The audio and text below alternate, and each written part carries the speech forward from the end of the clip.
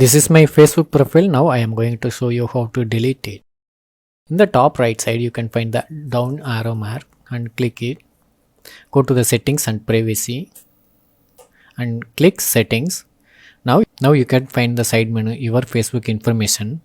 In the right side you can see deactivation and deletion and click view. Now you have two options to deactivate account or delete account, and select delete and click continue to account deletion. If you need your Facebook information, then you can download the Facebook information before deleting your account. Once you have downloaded everything from the Facebook, if you need, then you can delete the account by pressing this button delete account. It will ask you your Facebook password and give the Facebook password. Continue.